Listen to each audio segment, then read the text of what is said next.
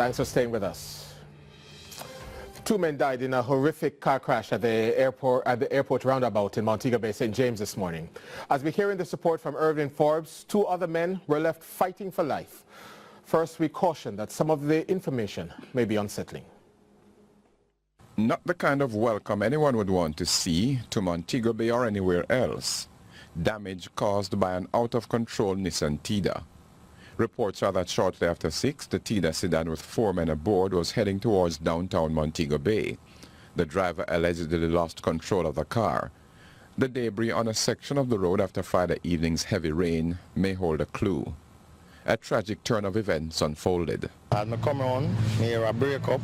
Same time I hear a break up, I realize a vehicle lick a signpost, lick a wall and flip, turn over, flash out 2 bodies on the side, 1 in the road, and then go across the embankment and stop.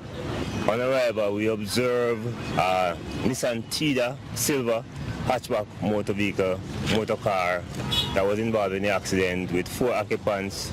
2 were found on the ground, appear to be deceased, and the other 2 were taken to the hospital by our ambulance and the CRH ambulance. 25-year-old Sheldon Hilton and O'Dane Smith, both of Bamboo Lawn Lilliput in the parish, were killed. Sheldon was employed at a Holiday Inn resort. Responders, onlookers, and bereaved loved ones gathered at a place associated with traveling into and out of the country. Some marveled at the path the car traveled after the driver lost control. It's the second horrific accident in the area recently.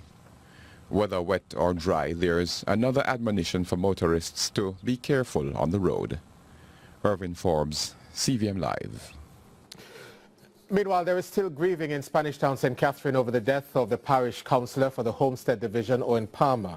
He died last weekend in a road accident. Colleague councillors and other friends and supporters gathered for a vigil this week. Our news team spoke with one of the persons who were in the ill-fated vehicle driven by the councillor. Well, the vehicle get out of control, and first thing came to mind was hold onto the seat. I when the vehicle on the top, hold onto the seat. Vehicle jump that gully over there, the canal over there, land right here on the top. I'm still holding onto the seat now, let it go. That saved me. I don't know when the other 2 persons from beside me fly out of the van. I don't know when. Mr. Suarez also responded to speculations arising from a video which was circulated showing what appeared to be alcoholic drink bottles at the scene of the crash. We wasn't drinking any rum. The council drink nothing at all, just water. Where are those rum bottles? Right here, in the rubbish. Sealer, see that? Right here in the garbage. We didn't drink no rum at all. On the party, we not even drink rum. In a follow-up to a late-breaking report last evening on flooding in St. James, various areas in Montego Bay were affected by flash flooding on Friday evening after heavy showers lashed the parish. Despite the apparent danger, several motorists still attempted to brave the waters, but the roadway in a number of places was rendered impassable. A security guard at Cornwall College recounts what he saw unfolding. Yeah, man, I want to rain, man. It when I come way up there, man. Way up there, sir. Water the way up there, sir. Last night, nobody could walk come through in a day. At the gate, me have to swing come around, man. So just imagine the water was at the wall there. You can see where the water was, you know. The water can't go up the side. The water can't go there, so the water was all the way up where your vehicle was coming all the way back. So I dry now.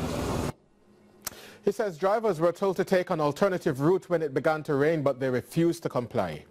In the meantime, the People's National Party is calling on the government to protect the people and businesses in Montego Bay as flood waters ravage the city for the 2nd time in months. The Shadow Minister of Local Government, Angela Brown-Burke, says if the government had taken its responsibility seriously, necessary actions would have been taken to ensure that the drains were cleaned and flood mitigation systems would have been put in place.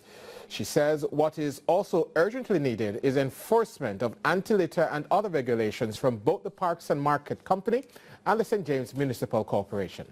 Government spokespersons have said that this flooding was not the result of blocked drains.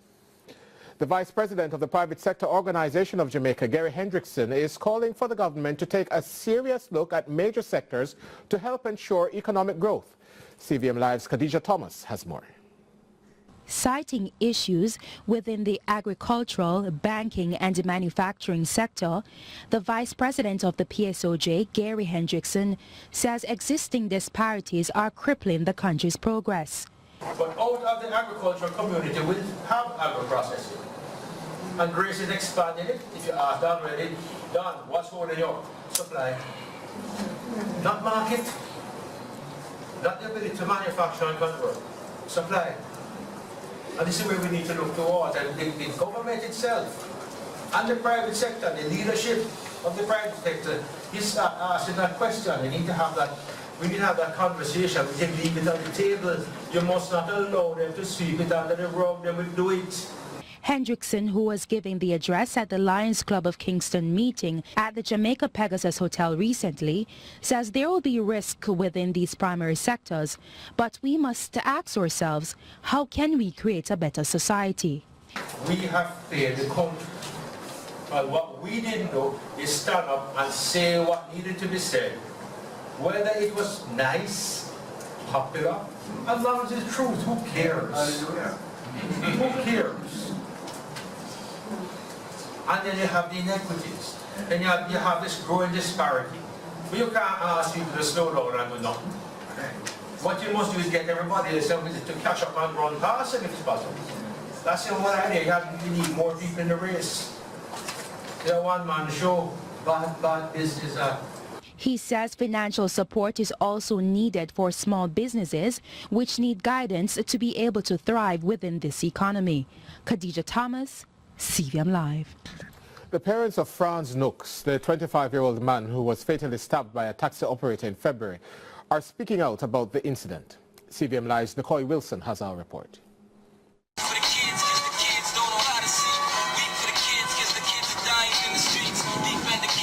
That is Robert Nooks as he listens to his favorite song by his now-deceased son Franz, titled This Is For The Kids. Allegations are that Franz was fatally stabbed by a taxi operator on February 6 after refusing to pay an additional $100 for his fare.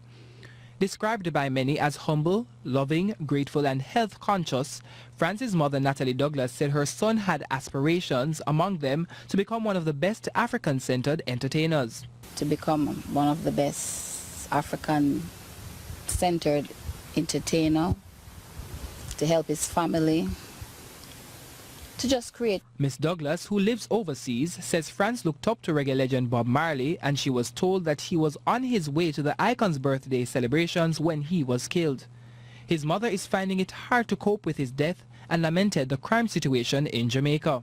This is very hard because the way Franz was killed was gruesome, horrible, unforgivable for me, unforgettable. We need help in this country when crime is concerned. Mr. Nooks says he learnt of his son's passing while he was at work in Trelawney, but swiftly made his way to Kingston. He says what happened to his son is a typical scenario of individuals taking the law into their own hands. Asking for fear that was not due to him by law, but he take that responsibility to change the fear structure to his liking. He also has a message to individuals who choose to live a life of crime. Just think about your brother and think about your sister. Crime is not the way. Killing is not the way. Nicole Wilson, CVM Live. Journalism is under attack from all angles. Well, that's a statement from the United States Agency for International Development Director of Government Strategy and Relations. CVM Live's Khadija Thomas has more. According to the director, Robert Underwood, the rise of fake news has made it incredibly difficult for reporters to gather and present information. He says this has led listeners, readers and viewers to search for quality and credible sources. Journalists feel under pressure. They feel that the government itself is actually now making it difficult for them to do their jobs. And in times like this, it's often the local journalists that we most rely on for our news, not the big media networks, not the New York Times, not the Washington Post, not CNN, but often the local newspapers, and you're finding people now turning to local sources of news and media. Underwood was speaking at the ceremony for 28 residents who successfully completed the USAID community journalism training in Linstead, St. Catherine. He says these persons have now become the eyes and ears of the community. Meanwhile, host of CVM at Sunrise, Raymond Price, lauded USAID for its technical and financial support and made an announcement to the participants. You will send in to the production team an article, a video of the Vox Pop, a story. Photographs are also important ways to tell stories. And when you send that in, the production team will review it. One will be selected, and the person who is behind it will have an opportunity, as you did today, to speak to your peers. You'll have an opportunity to speak to your nation about why that story was important to you. Khadija Thomas, CVM Live. The Health Minister, Christopher Tufton, says public health information on non-communicable diseases should be available and accessible to citizens. He was speaking at the annual review of the National Non-Communicable Disease Prevention and Control Program at the Mona Visitors Lodge recently. Dr. Tufton says that having this information will make it easier for the public and healthcare workers to make better decisions concerning well-being. In public health, we have to build a credible story. A story backed by facts, supported by the data, when we make our claims as to why things need to change. And all the relevant stakeholders, starting with the individual, with you and I, with the people we're talking to out there, with the policymakers within institutions, the NGOs who have to seek support through funding and partnerships. The success of that is a function of the extent to which we use the data. We collect it, we analyze it, and we use it to inform and support the positions that we take. Dr. Tufton called on public health workers to be more practical in using the data collected on non-communicable diseases.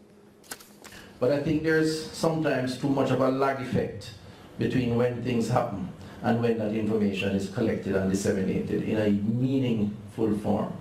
And we've been trying in the Ministry of Health to be more proactive in delivering data. We launched our Vitals, which is a quarterly to be made a semi-annual publication. And that data basically is intended to provide the country with information on the state of public health, including various issues, various challenges, but including the NCD challenge that we have. He said that public health workers must be proactive, as there might be a credibility problem if the public does not believe. Thanks, Oliver. Let's begin with our regional highlights. In Cuba, for the first time in almost 60 years, the office of the president will not be occupied by a member of Castro's family, as Cuba selects a new leader on Sunday. Voters will select members of the National Assembly of People's Power, who will go on to select the next president of the country. More than 8 million Cubans are expected to turn out for the election on March 11. Raul Castro, who has been the country's leader since 2008, had previously announced in 2013 that this would be his last 5-year term as president. The newly elected members of the National Assembly will be charged with choosing the new president in April. In Antigua and Barbuda will be added to the European Union EU grey list of countries which are not in compliance with the EU's tax avoidance standards.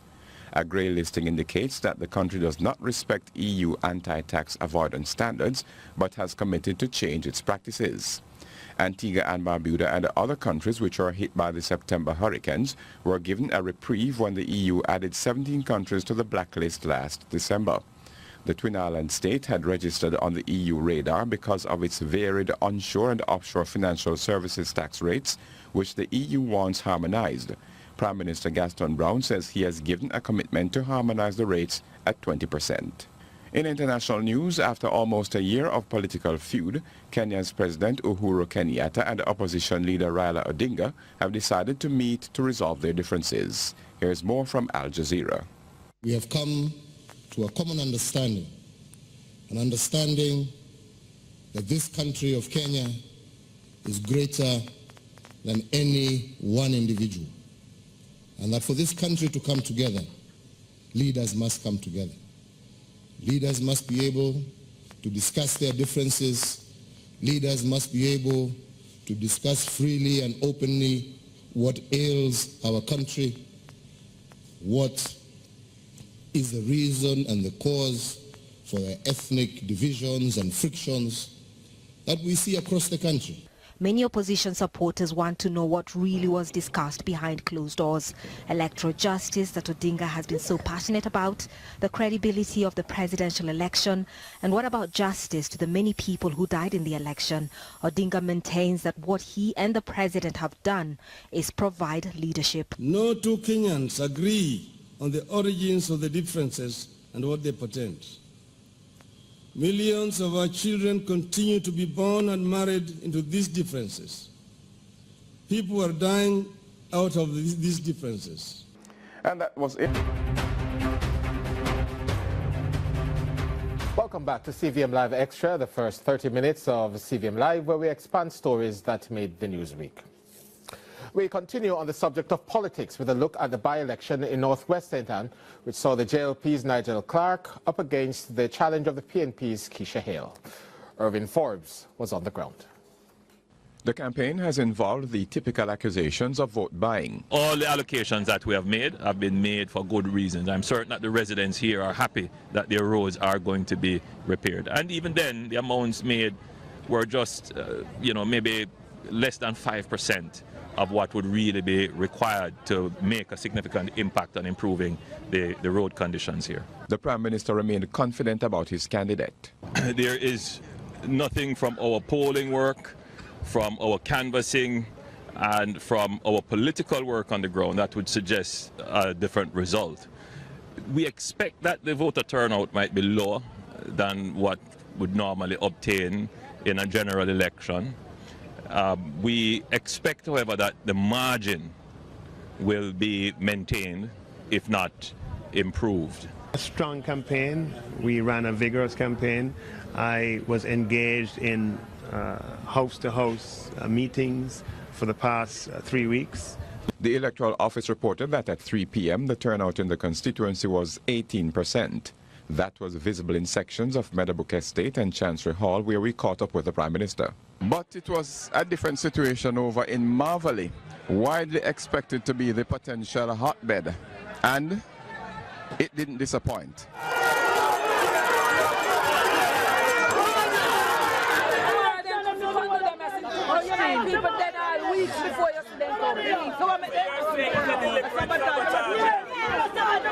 There was tension earlier in the morning when gunshots rang out, allegedly involving the police. An area near the main polling division was cordoned off, leaving many PNP supporters complaining that it restricted the freedom of some comrades to come out and vote. Nonetheless, key persons in the PNP campaign expressed confidence. How have things been so far? Solid. A little slow in the morning, but as you see, picking up. Here in Marvally, the passion is different. You have seen, since the days of Carlisle Dunkley, I have not seen anything like this. Marvally is up. Marvally is reflecting the time for a change. 29 years. 29 years. So you are seeing what is happening here in Marvally. In the past elections, we have won Marvally, but by a narrow margin. Today, we hope to carry it decisively. And if we carry it decisively, we'll win the day, regardless of what is happening outside.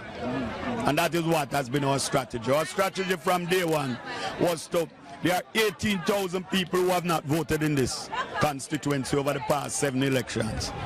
So what we have done is cover the field to see if we can get 4,000 out of that 18. We think we have gone a far way.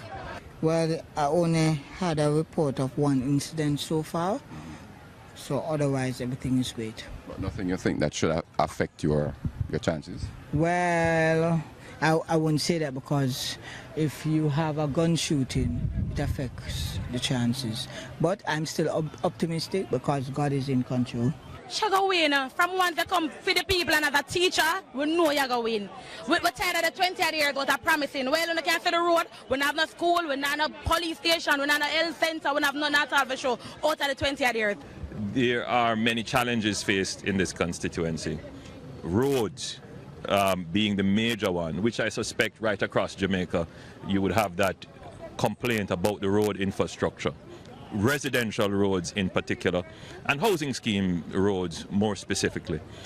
The government is addressing those issues. Just recently, Minister Shaw approved an additional $1 billion for us to spend on these kinds of housing development roads, housing scheme roads, and you would see right across the country where we're doing extensive patching work. I'm not going to tell you that I'm 100% happy with how the patching is done. I think great improvement needs to be had in that area, and I'm looking at how that can be done so that the next round that we do is much better. But I would say generally the major concern here would be roads, and we make a commitment to the people who live here, the property owners, the business people, just regular residents, that the government will pay some attention to improving roads, not just in this constituency, but in communities right across Jamaica. You don't see how it's looking? You don't see for yourself? I think it's looking great. I think it's looking very great. That's what I think. Marvelly, power to the people. Meanwhile, Dr. Clark was also confident. I am confident. I'm very confident. Today is the day for the voters of St. Andrew Northwestern. They're coming out. It's still only 2 o'clock, I believe, or thereabouts. There are 3 hours left. So let us see what happens, but I remain confident. Irvin Forbes, CVM Live. Well, during the week, our panel discussion also examined any link between dancehall music and the nation's crime problem. Our guests were the Assistant Superintendent of Police, Delia Garrick, disc jockey ZJ Sparks, and the music promoter, Gussie Clark. But the issue really is not the music or how bad it is, how it is promoted, whether through media, whether through social media, whether through television, whether through the community. So if we, as many bad or negative things that is connected to any form of music, there are positive. So maybe as a society we need to look at the positive one, enhance, promote, support, and hopefully hope to get a better end result than leaving them to survive by themselves. Sparks, when Gussie says focus on the positive ones, should we do away with the negative ones? Because the Broadcasting Commission has said that we mustn't play music that glorifies criminality or guns, or even when it's edited. Isn't that correct? Should we do away with the bad part of it? Something is good or bad if you think it is good or bad. For example, you're supposed to leave your house 10 o'clock to get to somewhere 10:30. You leave instead at 10:15.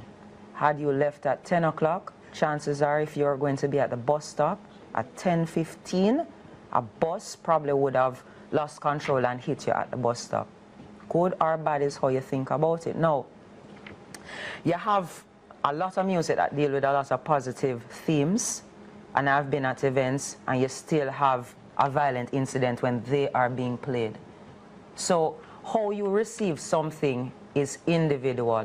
I've been at events where is reggae music playing, lovers rock, fights still break out.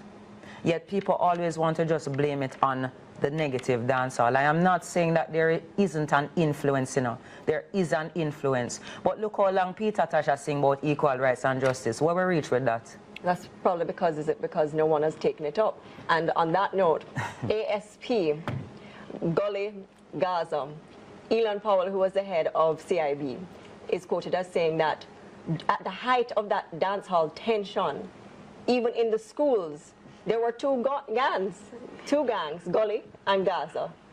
It has wide boundaries, and persons will defend. And we have always been a country like that. When I was younger, it used to be Shabba Ninja Man, and you had persons. But you find that it was not as maybe confrontational as it is now. You find that too, persons align music with gangsterism, and sometimes the gangsterism that is put in music to entertain is taken by some as being a direction, as how they should live their life. We see in Jamaica, we often see copycat syndrome a lot. So persons will use whatever medium they have at their disposal to sometimes try and find ways in which they can make statement, and the music is no different. You'll find that you hear how acts are carried out, brutal acts, violent acts, and you know that it's a fact that this happened, and then you listen to the songs and it's in it. So other persons will take their cue from it, because in Jamaica, the tougher you are, there is a place for you. You are revered against the gangsters. So that, saying how easily some of our youngsters are influenced by what is said through the music and their idols, because there's no doubt about it, they idolize these entertainers. They take the cue from it. Gussie, there's a thesis that really bolsters what ASP just said, and the thesis is that students listening to the dancehall music on the school buses tend to be more sexually active and violent, and it is felt that there is a nexus between the music that they're hearing on the bus and the acts that they carry out. But they don't need much to make a Jamaican become sexually active, you know. It's part of the culture. But as I said earlier before, it is all about how the individuals interpret what is really being portrayed to them. And I simply believe that there's not a lot we can do about it except highlight the positive and downplay the negatives in terms of its presence to our culture. Most of the artists and the DJs at many times who sing about negative things are kill and da-da-da-da, don't necessarily mean it themselves, but as my good lady says, is how others interpret it. And it gives them, some people, a sense of, you know, manship within their crew, their peers, their community. So if we equally press gas on the positives, we might actually sink the negatives a little bit out. Okay, Sparks, we're going to roll a clip, and I would like your comments on this clip. It's a clip that you have definitely seen. So, production, roll clip. Someone to help me kill a boy named Dennis Howard. Not physically, but career. I want to help me get him fired from the radio station. What was that? That was being a man airing his opinion. How do you feel about that opinion? And the press release which followed from the RJR group? I didn't see RJR's press release. I saw that clip. I saw a clip that Beenie Man had on his Instagram. I think what happened is that the station had changed their format, which they can do because it's a private entity. Well, no, I think it's listed on the stock exchange. But they can change their format, and it can be an experiment to see how their listeners will respond. I think what Beenie was expressing is his disappointment with the fact that dancehall, which is one of the genres that he thrives off, was taken off the format. A number of artists, I think, probably feel the same way, but did not express it publicly like he had. I think I had read where Dr. Howard felt threatened and that he would be seeking security for his life. But most Jamaicans, we know that being a man never means say, yo, go get him killed. It was about killing his career because he's feeling that it's less airtime. And part of what makes music popular, not only in Jamaica, is the number of times that the listeners will receive it, which is why you have apps like Shazam. That's it for another Live Extra, a 30-minute in-depth look at selected the top stories of the news week. Remember, we do Live Extra every Saturday between 7:30 and 8 o'clock. Still to come, the major stories of the day, eLive, Inspire Jamaica Take 2, live weather, and Sports Live.